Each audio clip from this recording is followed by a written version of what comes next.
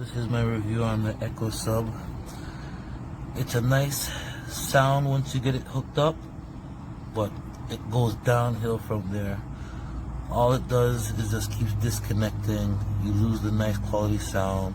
You reconnect it back, keeps disconnecting, and now it just won't even connect back at all. So, you know, honestly, it was good at first, but it's a waste of time. And the setup was the most difficult thing ever to do. So my thing is, don't waste your time. Your time is way worth more than the stupid money in this box here, man. Stress yourself out for nothing.